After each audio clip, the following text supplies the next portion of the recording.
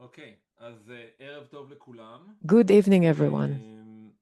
למי שלא מכיר אותי, שמי Those of אופיר you who don't know me, גוטרזון, my name is Ophir Guterzon, co-founder של UnXeptable, Saving co-founder Israeli of Democracy, UnXeptable, Saving Israeli ממוקם Democracy. בפאלו אלטו, I am קליפורניה. located in Palo Alto, California. איתי היום נמצאת Today שמרית with בר me are כהן, שעושה איתי Shimrit co-hosting, אהלן Brown שמרית, Kamin, our co-host. Hi, ואנחנו Shimrit. מתכנסים הערב, And we are gathered הערב בישראל, הבוקר today, צהריים בארצות this הברית, morning, noon in the US, איפשהו evening in בדרום Israel, אמריקה, אנשים and מצטרפים someplace in בקנדה, South America. I know that we have וגבי some סיפרה שאני people לא ידעתי שאני joining ממקסיקו.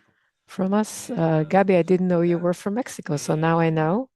ואלינו מצטרפים הערב And we ענת have with us סרגוסטי today וגבי Anat לסקי Saragusti ועודד and פלר Gabi שאנחנו Lasky and מכניסים Oded אותם, Feller. אבל I'll לפני introduce them הכל in a אני רק second. רוצה But first of all, לתת I'd כמה like to דגשים. give אנחנו כמובן a few בשדה emphasis. אזעקות והתרעות We בישראל. are in a state of אם war in יהיו Israel. יהיה If צורך there are כמובן any ענת siren, ועודד Anat וגבי and יתנו Oded and Gabi will have נתונים לא to move פורמליים, into ואני מבין שיש safe כרגע נפילה קשה areas. בחיפה, And I הכל understand that there בסדר was a שם, fall in מצב רוח Haifa. נכון I כרגע. hope that everything is okay. Neither of you is in Haifa right now, וכמובן correct? קורים דברים And of בלבנון, course, there are things happening in וקורה דברים Lebanon באיראן, and in וקצין טייס Iran. באיראן, והכל קורה במקביל. The US אבל אנחנו pilot that מתכנסים was בשביל rescued. But לדבר today, על we are gathered especially to talk מה שקרה אתמול about בערב what בישראל, happened yesterday תוך evening כדי in Israel, השבת. as the Shabbat was והנושא still in המרכזי שלנו process. היום זה And our main subject today, topic, הלחץ שהממשלה is the מפעילה נגד pressure that the הפגנות government וזכות is ההפגנה. exerting against the right to אני protest. אתחיל ממש בקצרה, Let me אנחנו נעשה start, איזו שיחה של שעה בערך, אני אעשה סבב שאלות בין and I'll גבי start with a וענת round of ועודד. questions. We have about an hour מי שיש לו together, Gabi, שאלות Anat, and מוזמן Oded. לשלוח את זה Those אליי of או you in לשמרית the audience בצ'אט. who have אנחנו ננסה לארגן את השאלות questions, בסוף, please use the כמה שאלות. chat. Shimrit and אבל I will בואו try נתחיל to ונצלול pick a חזק few למי of them.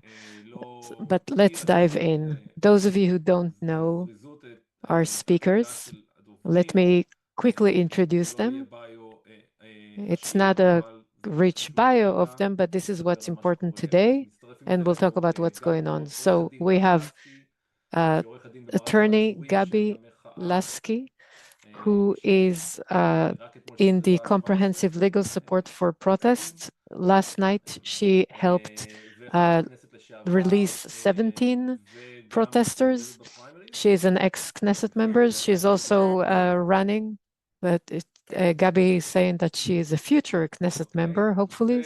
She's וענת running to be סרגוסטי, שאחראית על חוק השיט elected again as a עיתונאים Knesset ועיתונאיות member. בישראל, Anat Saraguti, who ועורך from the הדין עודד Israeli פלר, Journalists של האגודה Association, לזכויות and האזרח. another attorney, Oded אז Feller from the גבי, Human אנחנו נתחיל Rights איתך רגע, Association in להבין Israel. מה Gabi, קרה let's אתמול start with בערב, you. What happened איך הגענו yesterday למצב של evening? 17 How עצורים, have we ואז אנחנו נעבור found ourselves in a לספר על situation מה where there are קרה, 17 ולענת people arrested?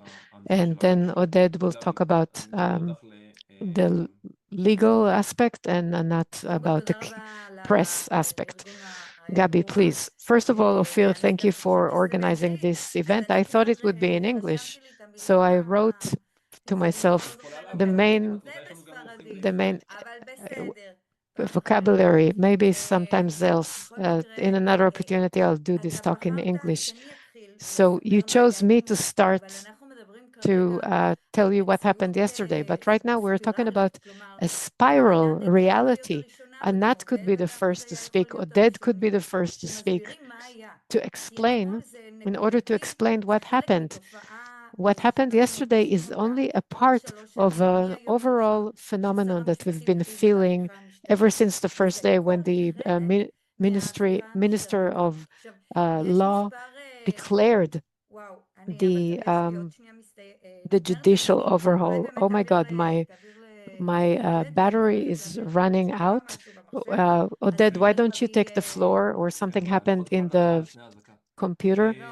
And I'll take care of it. I'm sorry. First, I'm glad that I started by saying that you could start with any other speaker. Everything is okay, Gabi. Let's move on to Oded.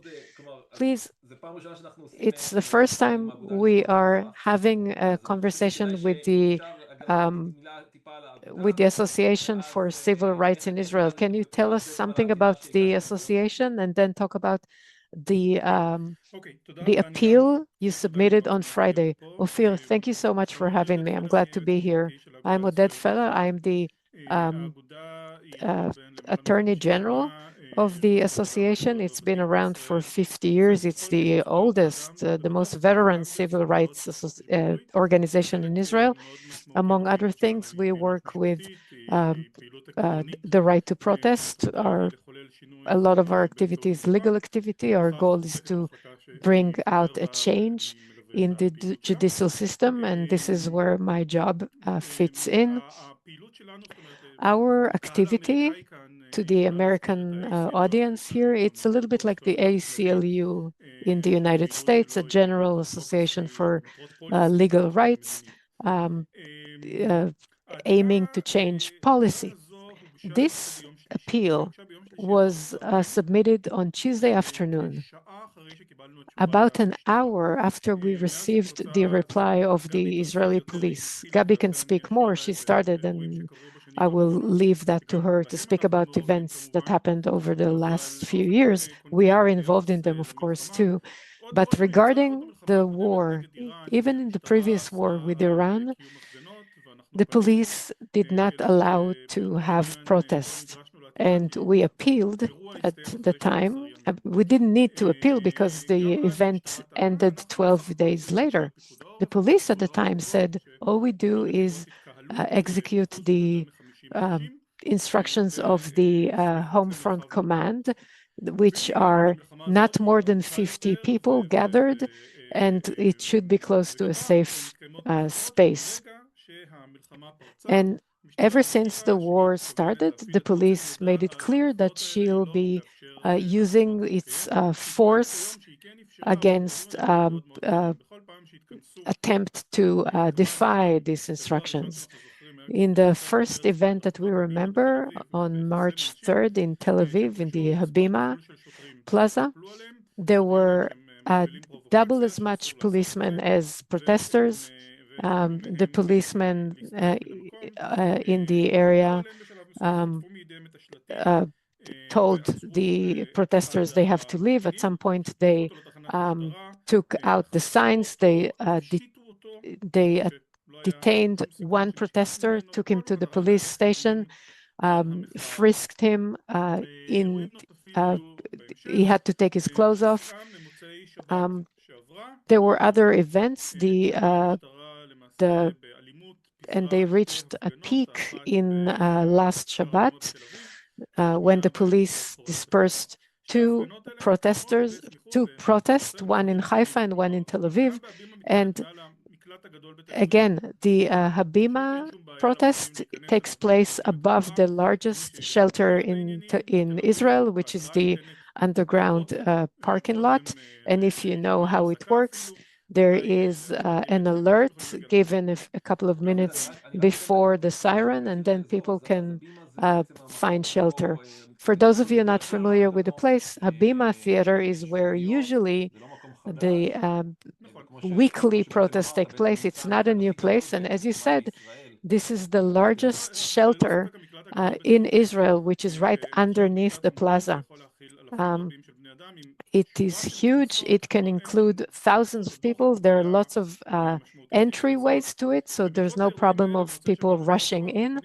And after what happened last Saturday, we turned to the police. The police made it clear that they rely on the home front command instructions, which is again a small gathering near safe areas. The reply we received was, no, you cannot have a protest, and we go by the instructions of the home command. And those of you who walk around Israel know that there are all kinds of gatherings, all kinds of events on the shore, in Bnei Brak, in Jerusalem. People continue on with their life, and the police doesn't lift a finger. There is no other event that the police dispersed, with the exception of protests and the famous event when they tried to prevent a prayer in the old city in Israel, the patriarch, the Christian prayer. It is only in protest that police is dispersing gatherings. So the Supreme Court decided to have a hearing on Friday, and they wanted the reactions of both parties. So on the way to the court on Friday, we found out the police asked for an extension to submit their reply. Unfortunately, this is something that we are very familiar with. But in this case, the court delayed the hearing to the afternoon, and the police still did not have anything to show the court, even by the afternoon. Are we talking about the police? Police and the Homefront Command, who are represented by the Attorney General, who represents the government. It's also unusual to have a hearing on Friday afternoon. And yet, there was a hearing that morning in the Supreme Court, and it was opened by the fact that if needed, they can cite a decision about any decision about the importance of the right to of expression and protest. It's not anything new. This is a very rich corpus of decisions about protest, even under emergency. But the authorities decide, the public can express itself, and these protests should be confirmed. And the Attorney General representing the government agreed. And he said, I haven't submitted anything in writing, so I'll speak very slowly so that the minutes can reflect what I say. And he gives this speech about the right to protest during war and why it is more important to protest during war, in times of war. And this is the stance of the government. And the court asks so concretely, what should we do with the protest on Saturday evenings? And they still didn't have a reply to that because they didn't have a chance to discuss. So now the ball was in the court of the Homefront Command. They said, okay, and police, of course, has to honor that. The Homefront Command could not say that, so the court sent them to discuss and find a way and come up with a plan for the Saturday evening's protest. We don't organize those protests. We arrived at the court representing this one person that was detained during the first protest. Itamar Greenberg is his name. He only wanted not to be arrested again, not to be beaten again. And yet the court said, you are appealing, come, tell us what's up. So we left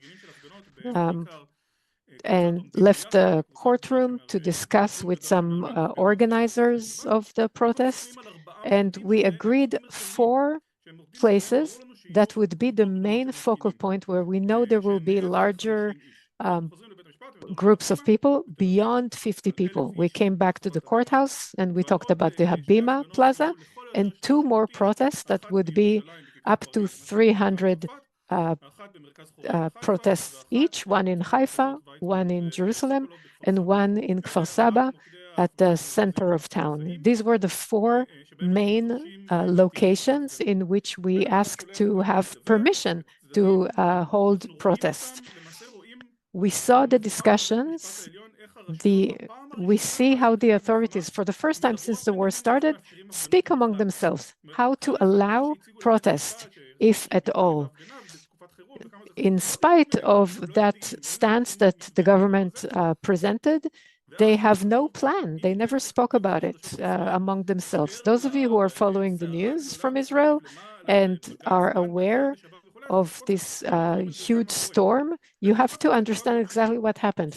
The court wanted a reply on Friday afternoon. They wanted to finish with it, but they came back saying they cannot give their stance. They cannot give their reply that day, and they're asking the court to have an extension until 11 a.m. Saturday morning. That is the police and the Homefront Command. They say, we need time until tomorrow, 11 a.m. Now, when the Attorney General to the government said, no extensions, we have to finish with it in the next 2 hours. But the court said, it is written in the minute, that's fine, let us know until 11 a.m. tomorrow. You have to give your reply to those who appeal and to the court. And that would be the end of it. And then the court added, our doors are open. We are here for you if nothing happens. The next day, yesterday, Saturday morning, we, in our mind, understand that they're about to confirm the protest under some limitations, because it's very clear the chief police heads, the chief people at the Homefront Command, they heard what was said. The court expected to have those protests happen, and yet we receive from the chiefest, from the highest officer of Homefront Command, who was there at the court, we receive a message from him saying there are no protests in any of these 4 places, not even in Tel Aviv. We agree for only 150 people to be divided into 2 groups on 2 different ends of the plaza, and that's it. And then he signs off this letter by saying that he cannot detail the security reasoning for that, but he is willing to present them in the court on Saturday, 11 a.m. And therefore, the first decision of the court says, come, present to us until 2 p.m. Why? And they take their time. They never present. They never show up. Nothing happens. And in the meantime, what is happening is an additional drama. The Attorney General representing the government lets the court know separately that the Homefront Command did not consult legal organizations. And therefore, the decision was not well balanced. Let me move you on by saying that the bottom line is that there was a unilateral decision of the court. No, as I said, the Attorney General said it was not balanced, and she agreed that there should be a hearing. Now, the hearing was not set by the court. There was no hearing yesterday. This is something that never happened. The court looked at the materials that it received and said, look, it is not well off. Let us know until 6 p.m. about the plan to have those 4 protests happening. In the meantime, people start showing up to the 4 places of the protest, and there is no plan. And in the evening, by the evening, the court says, I'm not receiving any replies. I gave deadlines, they're not being met. The 11 a.m. deadline, the 6 p.m. deadline, and therefore I decide in Tel Aviv, you are to allow no less than 600 people, and in the other locations, 150 people. And then we see a dramatical announcement from the court. The court is citing from the Homefront Command decisions. We showed how during the Shabbat, there were huge gatherings of people and the police did not do anything. And the court cited from the Homefront Command and said, yes, this is wrong, but it is not being enforced. And the meaning is that the police only forces the decisions of the Homefront Command when it happens in protest. Gabi, please correct me if I'm wrong. This is the first time that the court says, hey, we see what you're doing. You are a political policeman. You are serving an agenda. This is wrong. Now, what happens from now on in the protests themselves, Gabi will tell us, but that was the decision of the court. What happened further was that until tomorrow, Monday, the police and the Home Front Command are supposed to present a plan to protest during times of war, and then there will be a hearing on Thursday. Before we move on to Gabi, it's not only protest against the war. These are protests in general, any protest, whether it's mistrusting the government or protesting for democracy, any government that is against the regime. Of course, we're talking about protest in general, but they're against the regime because any other gathering does not interest the police at all. It is very clear that there's a deep resistance of the government and of the police. We could see it today in what politicians of the right wing said. They are very afraid of these protests. They reignite the protest that is very scary to them. Gabi, what happened in Tel Aviv? First of all, my apologies. Here, we heard from Oded the legal framework of what happened yesterday, and I have to say, what do we see here? One story, I mean, I started talking about the judicial overhaul, and Oded told us one story that connects the police, the Supreme Court, the civil society, Home Front Command, all the legislative and criminal organizations, all of that come together in one event that is tied to the judicial overhaul. What we saw yesterday was a legislative crisis in the making, a real one. The police acts against the decisions of the court on the one hand, and on the other, violently crashes the right to protest and self-expression. There was no authority to disperse the protest. We also see, in fact, that if there are some instructions from the Home Front Command in order to protect the public in times of sirens, they don't enforce it on the sea, on the beach, or shopping centers.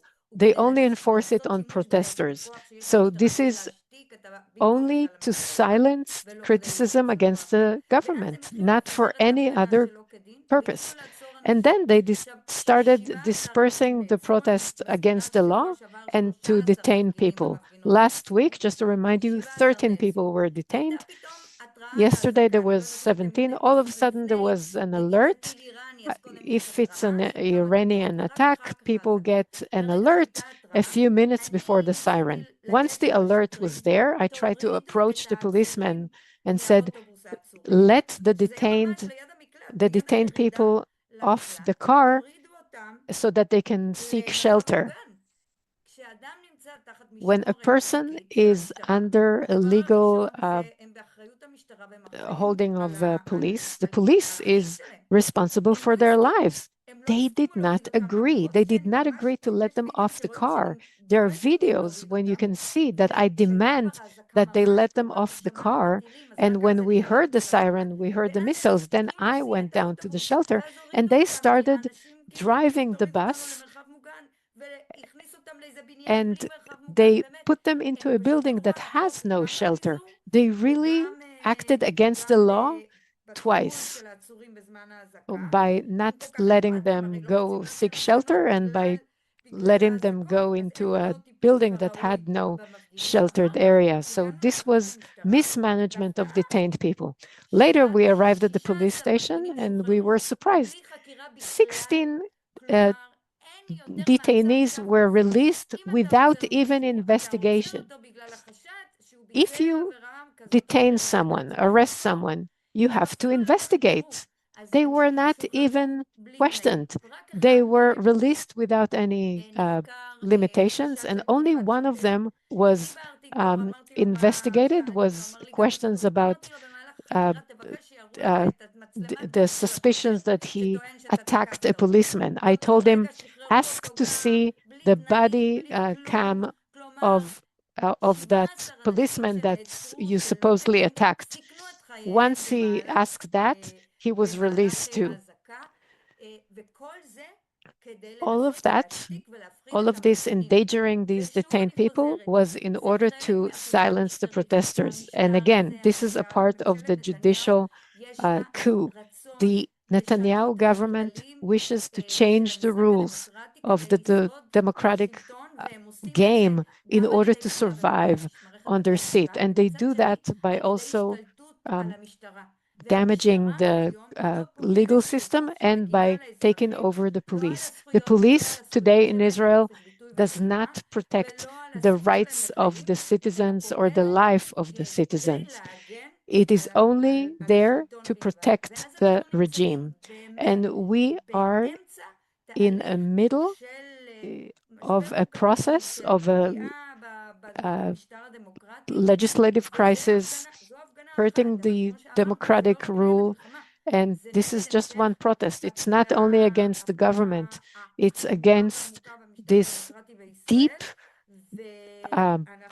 damage of democracy in Israel. We have elections coming up, and we are afraid that they will use all of those techniques again in order to hurt the democratic system. They have a kind of a bisage, like in Iran, civil organizations or peoples, civil people who come to threaten and to disturb protesters. The policemen do not detain them because these are people who come in and out of the ministers' offices. They are soldiers of the regime, so to speak. Let's give people the right context. There are some citizens, civil people, they call it to place a mirror in front of people, but they are supported by the regime. They come and protest communication, people in the press. And what Gabi is saying, that this is the parallel to what in Iran is called the besiege. They scare the citizens so that they don't go out to protest. And just one thing to finish telling you what happened yesterday. We had a severe case in which a very old, consistent protester, when we were already down in the shelter, he didn't feel well. He had a heart event. We have some doctors that started performing a CPR on him, and then there was a policeman that arrived in the spot. He said he was also a doctor, and he kicked out the doctor who was giving the CPR. These are events that cannot be, that are not acceptable. And that doctor was also threatened to be detained. This protester is still in hospital. We're not clear about how he's doing right now, but this is a severe event. We are planning to appeal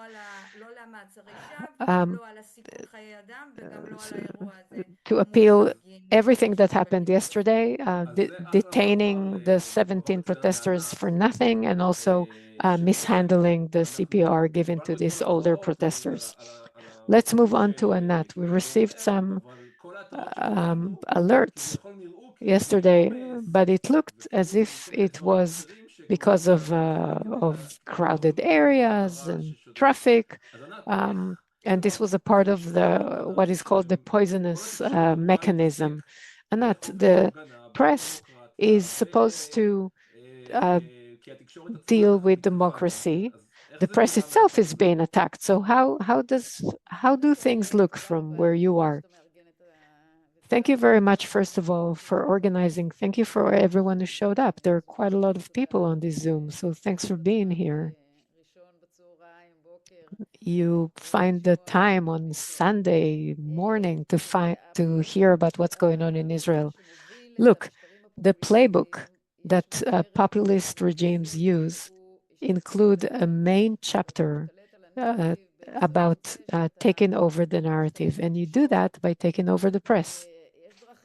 And there are many ways to take over the press, but concretely, regarding what happened yesterday, the framing of what happened in the TV studios is that patriotism is supporting the war. If you are against the war, you are unpatriotic. And most of the people who speak on the TV studios are military people or analysts of various channels who support the war in this way or another.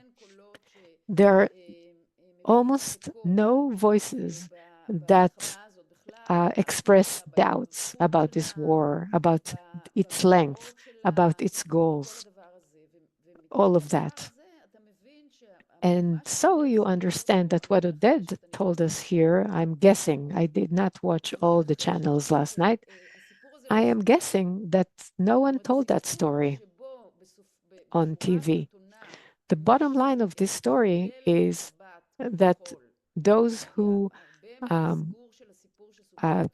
broke the Sabbath, the criticism that came from the right wing, from Channel 14, which is a channel that is the mouthpiece of the regime, and is giving stage to some conspiracy.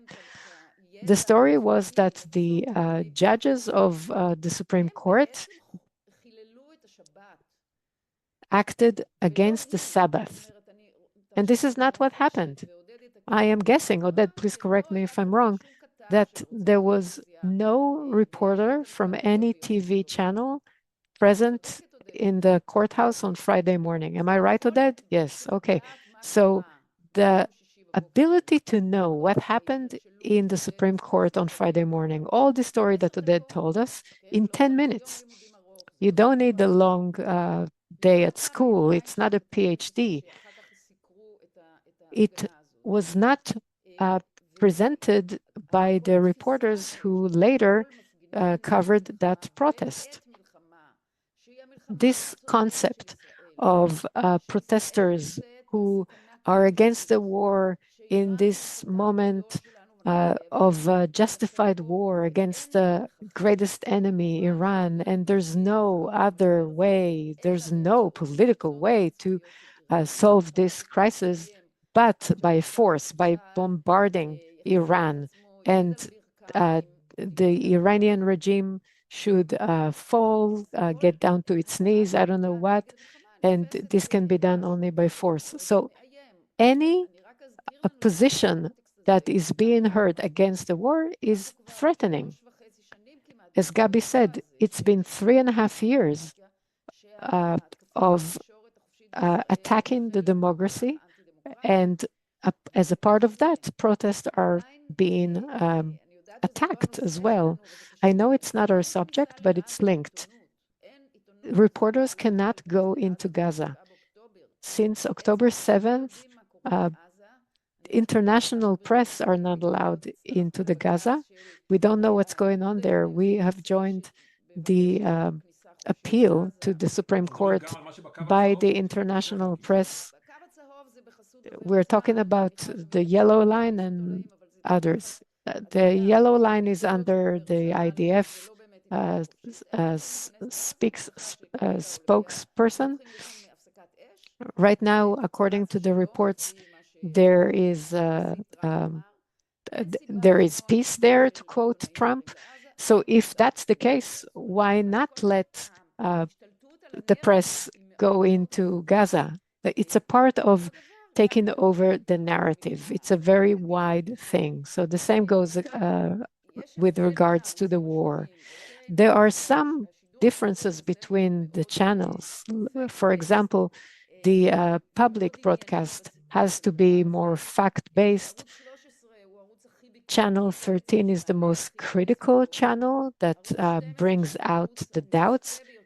Channel 12, which is the most watched, most dominant in Israel, describes this whole situation as a drama, a confrontation with the police. It is well photographed. It looks good for them. But the fear for changing the regime is very real in the press, and the government passes all kinds of laws that aim at stopping or threatening the press. The press is afraid to be critical. All of that brings us to a situation when the broadcasting from the protest itself is not a critical one for what the police does or critical towards the continuation of the war. It's just a broadcasting of a drama that takes place in front of the cameras. It's a media event, as they call it. There are some confrontations, there are some arrests, horses. It's very photogenic. And the reporters sent there are not very experienced. They don't have the ability to analyze what they see. Usually they're just starting their career and they only describe what they see in front of them.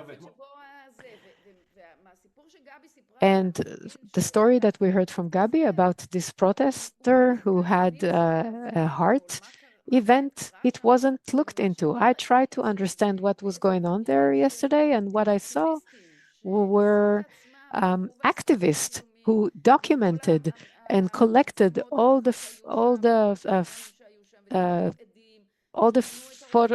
recording from surveillance cameras, activists who interviewed the people who were involved, and the activists were doing the job of the press. They were those who told the story. These are the same activists who told the story that Oded told us.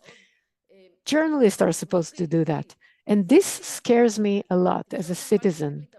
The press is supposed to provide me with this information and to look into those facts and information, and it did not do its job.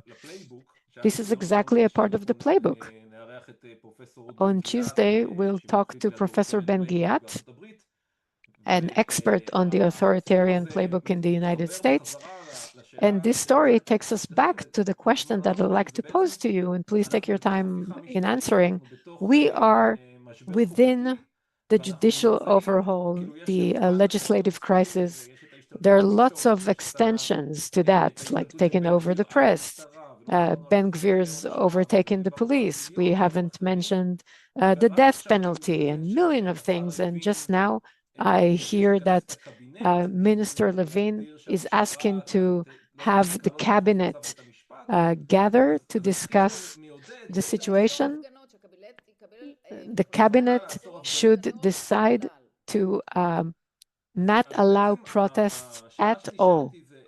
So the question is, and by the way, it really reminds me of 2020. Because of COVID, the protests were limited to 1,000 meters, and this is how the protest on the bridges was born.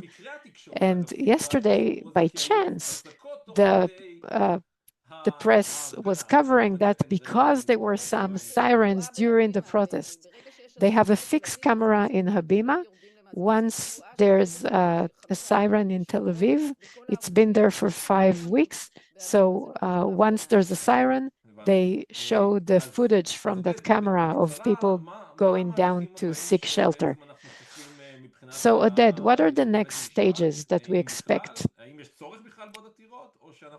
Is there a need to appeal again, or do we just adhere to the court's decision from Saturday, and all we need to do is make sure that people show up to protest?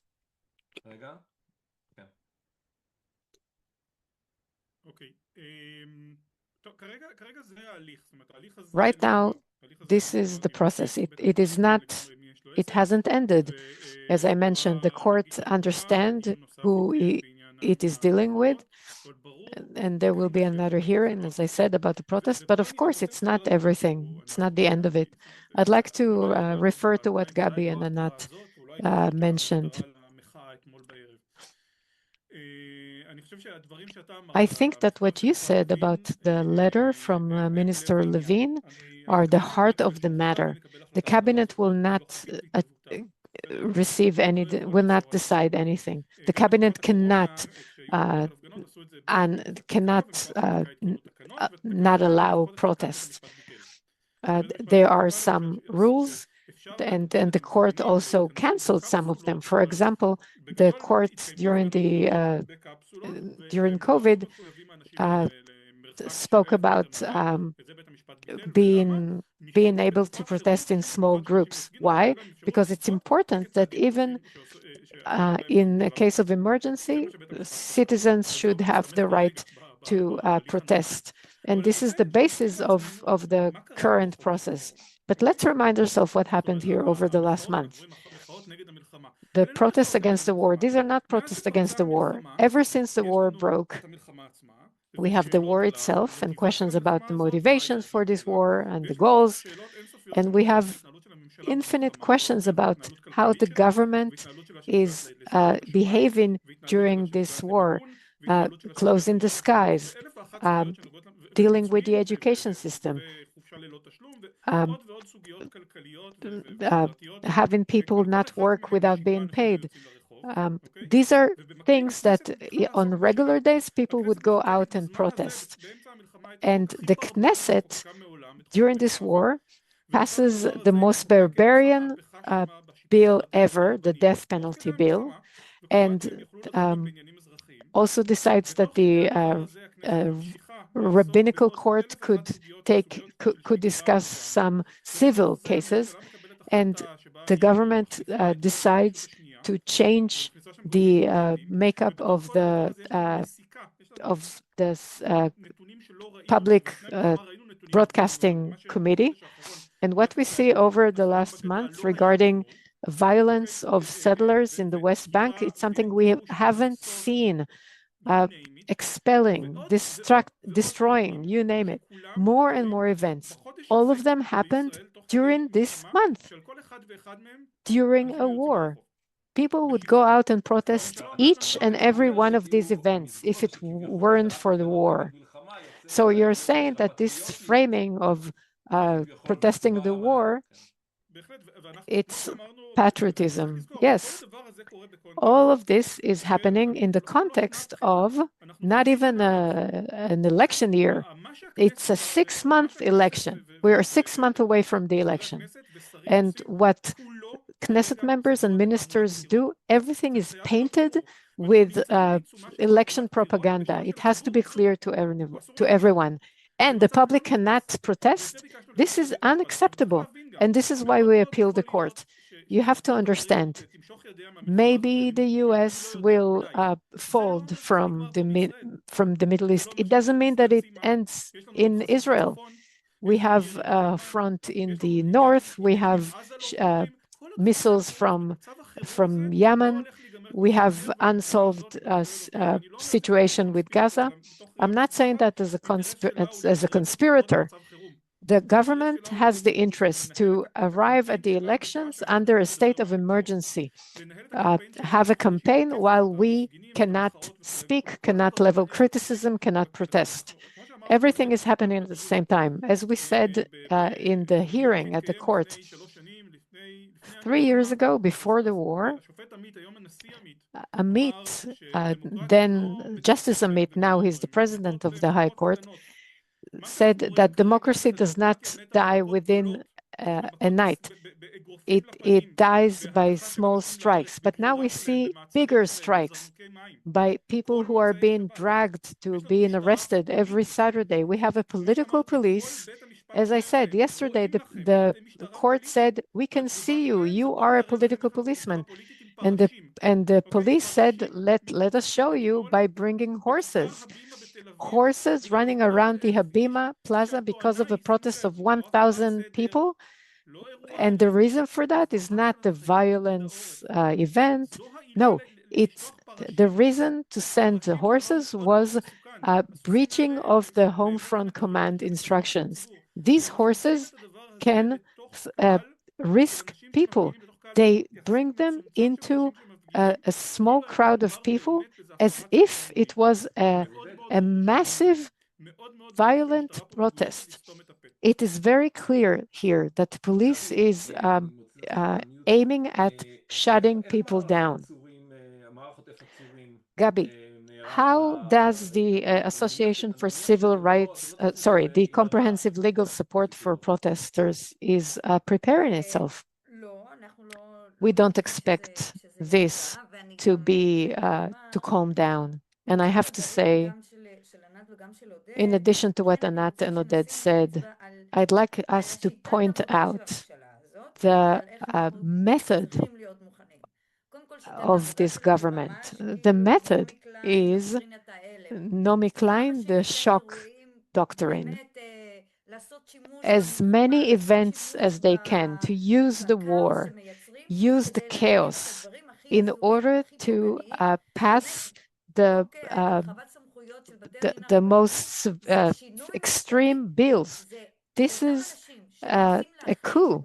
The same people who you are referring to things people don't know. Can you tell us more? So in Israel, the democratic Israel, so to speak, there are religious courthouses, rabbinical courthouses that that are the only ones who deal with divorces, marriages, death, and births. This is the only way for people in Israel to get married and to get divorced. It's the only democracy in the world that the Sharia is not official, where the Sharia is not official. It's not like in Mexico or the US that people get married by civil law, and then if they choose to have a religious ceremony, they can do that. We can have a separate Zoom about that.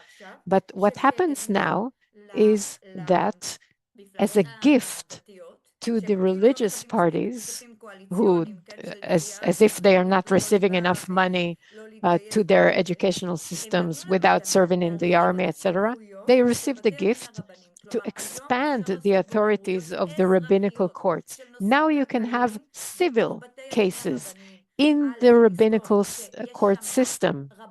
And let us just remember, these are only Orthodox rabbinical men who sit there as judges. It's religious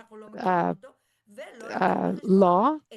It's not transparent. We don't know it. And it doesn't bring into consideration status of women, non-Jews, etc. And so people who do not wish to arrive there because of their relationship, let's say it's an Orthodox employer, he can force his workers who may not be religious to show up at the rabbinical court to take care that would decide over non-religious matters. So these are like two legal systems. And this is happening all of a sudden. The chief rabbinates curse the president of the Supreme Court and the other judges. They say that they have to die. I have the quote right here with me. If a protester would say that on a chief rabbinate, the policeman would show up immediately at their house, detain him for incitement. It's crazy that they let them talk like that, express themselves like that about the president of the Supreme Court and the judges and the justices, and now they have more authorities. So this is the event we're in. The police is occupied with only the normative people. In Israel, we have all kinds of groups that are being represented in this government, the settlers, where there's a real Jewish terrorism. Oded only mentioned it in passing. This is real Jewish terrorism that no one takes care of. So the police, in front of taking care of that, comes to move a few old ladies who hold a sign on the sidewalk in Jerusalem. This is what happened there. We have all the protests of the ultra-Orthodox. The police does use some force sometimes to disperse them, but they don't detain people who don't serve in the army. There was a massive Passover Seder by ultra-Orthodox. No one came to disperse them. And then there are all those corruptions. But who are they forcing the law against? They also ignore the Arab sector. Every day there are more and more Arab people assassinated there. No one touches that. No one takes care of that. So we at the Comprehensive Legal Support for Protesters, we are deployed all over the country because people don't have phone numbers available to them. So we are there in all of the events, but we also have a defamation department now because every normative citizen who writes something in the social media against the regime is being attacked and threatened because of liable. And we also have a department that is appealing the violence of the policemen who are on the field. In most cases, we are those who give the compensation or the restitution. It comes from the taxes that we, the citizens, pay. There are other civil organizations who are getting ready for the elections. You probably know about Fly and Vote, so that every Israeli citizen who have the right to vote, please, we have at least, the liberal camp has at least 3 seats in the government, in the Knesset, from votes of Israelis abroad. We are in a situation where the flights from the United States have been canceled until September, for example, so we need to take care of that. But there will be events. I mentioned the besiege, like people before. They will be probably walking around the ballots, the points of voting in the liberal areas, threatening people. One more story before I finish. Because we're not protected by the police, we have a group of citizens who wear yellow vests, and this is like civil aid. Why do we call it that way? Because a few weeks ago, people with vests that had security written on them were detained by the police, and the police said that they were a private militia. That is to say, the police does not protect us. We take civil people to protect us. They are being detained for being a militia, so now we call them civil aid. So we get organized, but it's like a chess game. We need to be a few moves ahead, and for that we need your help. Not only do we need you to show up, we need you to be with us, because otherwise we lose the Israel that we love and cherish. And I have added a link for donations to the Comprehensive Legal Support for Protesters, and I'll add another link for the Association for Civil Rights in Israel. Anat, is there anything that we can help from abroad to help spread out the information, maybe to bypass the mainstream media? First of all, the situation in Israel is very similar to what's going on in the United States. In the United States, too, President Trump is taking over the mainstream press in very violent ways. In Israel, it's through legislation and libel campaign. And in the United States, Trump is suing. So first of all, it's really important to understand the information in Israel, and from Israel, the most reliable information, I think, is spreading through groups of activists, through the social media. There are some users that I suggest you follow. They look into the facts, they research the information that is being broadcasted in the channels. The occupation is almost not covered in the Israeli TV channels. The pogroms in the West Bank, as that Oded talked about, You may want to follow B'Tselem, the Association for Civil Rights in Israel, and also users. There are some people who go there to protect the Palestinian populations. Unfortunately, and I say it as someone who was a mainstream media reporter for many years, the most important information today is not available in the mainstream media. It is more in the alternative media. So the more we float this information, the more viral these protests are. You can help us by echoing this information that arrives from the groups.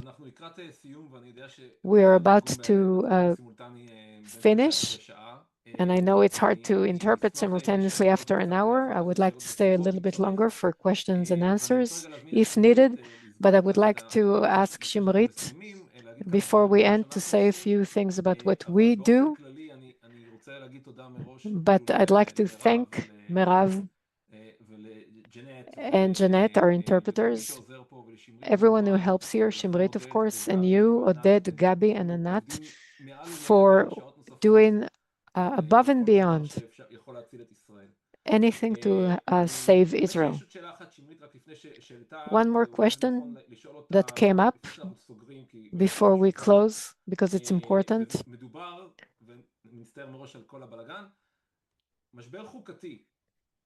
A legal crisis, when it happens, what happens when it happens? You'd like to finish now. What is this question? We're already there, aren't we? I think we're there. Correct me if I'm wrong, my friends, the legal professionals. We are totally there. We didn't think that this case will bring about a legislative crisis. I think our fear was beyond the politicians who disobey the decision of the court. What happens when police, the Secret Service, the army disobey the Supreme Court ruling? What is the meaning of that? We'll see if they correct their ways in the next few days. We also have a previous event in which Ben-Gvir decided to establish a department of incitement. He decided to start monitoring incitement, quote unquote, of citizens. He wants to have names from people. The Supreme Court intervened, the Attorney General intervened, and what Oded is saying about the legislative crisis, the Attorney General gave a rule, an instruction to the head of the police to stop it, and the head of the police disagreed with her stance. Once we have such a senior person who disobeys the Attorney General, we are in a new situation. This is the number one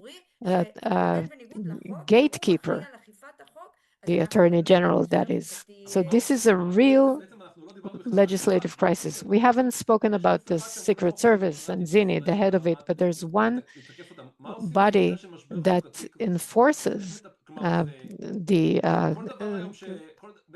decisions of the court. What do you do? Anything that the government does, it hopes that the Supreme Court disqualifies. Everyone says, don't worry, the Supreme Court will disqualify it. But how can you force it? Is there a way in addition to people going out to the street? No, there isn't. And you have to understand what we see right now, since yesterday, is happening in the West Bank has been happening in the West Bank for several years. It's important to understand. All of us who deal with human rights in the West Bank, we know there's no one to talk to. There are no authorities. The Jewish pogromists know that that nothing will be done to them. All the attorneys, all the protected presence in the West Bank know that the police is not there, the army is not there. No one will protect you if something happens there.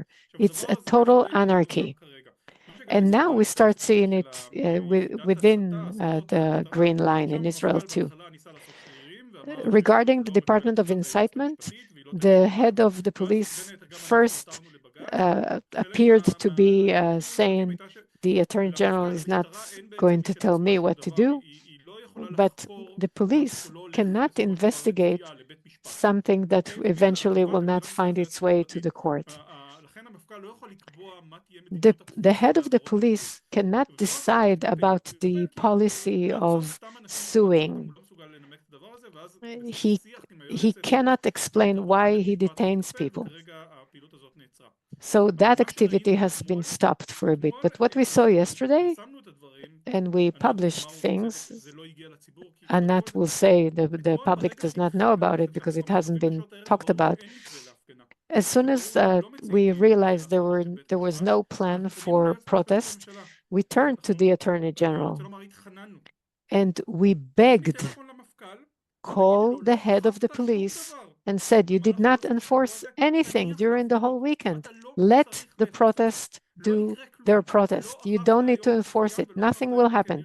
You did not enforce it on the beach, in shopping centers, in plazas. You don't need to do that. I'm not asking you to do that. The Home Front Command is not asking you to do that. We're not asking you to enforce it. The reply that we received was, we did it. We told the police, you don't need to enforce it. But the police insisted. The police decided it was what it wanted to do. It wanted to break down those protests. And this is a real legislative crisis. What do we do about it? Citizens will have to go out to the streets. One more thing to add. You know that Israel is the only democracy with military censorship. In Haifa, the municipality decided to enforce a censorship. And so it doesn't allow foreign journalists, especially Arabic speaking, to report from the Haifa area. It looks very racist. There was an appeal, not by us, by some local organization in Haifa, and the municipality insisted that its supervisors defend the security. This is also a crisis. There's no reason to do that, and yet the municipality of Haifa decided to enforce security on the citizens of Haifa. Let's finish with some things we can do. Shimrit, I'll give you the floor, and after Shimrit ends, I'll finish the recording and we'll switch into English and stay for Q&A. You are welcome to stay with us. Shimrit. Thank you, Ophir. Great. Thank you so much, Gabi, Anat, and Oded, for showing up on such last-minute notice to come and help us understand what's going on in Israel in real time, understand how severe the situation is. Most of the people here with us have been with us for a while. You know that we have a role to play here in UnXeptable. We started during COVID time. We saw the protest on the bridges in Israel, and we said, hey, we have a bridge here, let's go and protest. And we see that as a role now to support the protest and the protesters and the amazing work that Oded and Gabi and Anat and the organizations do, and all the other wonderful organizations that are involved in trying to save the Israeli democracy. And everything is linked, as we said, what happens in the West Bank and in Gaza and within Israel. And from here, we would like to call on you, all of those who watch us. We have a part in this. We need you with us. Please keep showing up and connect. We have a Zoom on Tuesday with Ruth Ben-Giat. We'll talk about authoritarian regimes and how to fight them. We are also preparing for the elections other than flying. We have a critical role in order to assure that elections are democratic in Israel. We should also be able to go and protest so that the protesters know they're not alone. Thank you very much. Keep connecting with us through WhatsApp, through emails, and we'll continue updating you and work and do everything we can, because all of us are together in this fight to save Israeli democracy and assure justice and equality for all. Thank you again, Gabi and Anat and Oded, and we'll publish this recording with subtitles in English. It's really important to promote, and I'll finish the recording right now. Thanks again, and we'll continue from now in English.